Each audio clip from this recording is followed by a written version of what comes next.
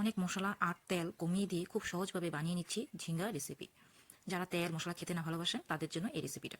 তো সামান্য তেল দিয়ে তার মধ্যে আমি লম্বা করে কেটে রাখা আলু দিয়ে হলুদ আর লবণ দিয়ে হালকা লাল করে ভেজে নিয়ে নামিয়ে দিলাম। তারপর সে একই গরম তেলে দিয়ে দিলাম জিরে ফোড়ন, তেজপাতা আর কুচানো আদা। এগুলোকে হালকা লাল করে ভেজে নিয়ে তার মধ্যে দিয়ে দিচ্ছি আধা চামচ ধনের গুঁড়ো, আধা চামচ জিরের গুঁড়ো, আধা চামচ হলুদের গুঁড়ো আর লাল লঙ্কার গুঁড়ো আধা চামচ দিয়ে সামান্য জল দিয়ে এগুলোকে 1 মিনিট মতন ভালো করে কষিয়ে নেব। তারপর আগের থেকে আমি ঝিঙ্গাগুলোকে ভালো করে ধুয়ে কেটে নিয়েছি, সেই ঝিঙ্গা দিয়ে মশলাগুলোর সাথে ভালো করে মিশিয়ে নিয়ে আরও 1 মিনিট ধরে মশলাগুলোর সাথে কষিয়ে নেব ঝিঙ্গাগুলো। তারপর 1 মিনিট পর ফিরে আসলাম, কষানো হয়ে গিয়েছে। এর মধ্যে আমি দিয়ে দেবো স্বাদ মতো লবণ, দিয়ে ভেজে রাখা আলুগুলো দিয়ে দেবো, দিয়ে ভালো করে আবারও একটু নাড়াচাড়া করে নিচ্ছি। তারপর দিয়ে দেবো জল, এর মধ্যে দিয়ে দিচ্ছি ঝাল হিসেব করে কাঁচা লঙ্কা।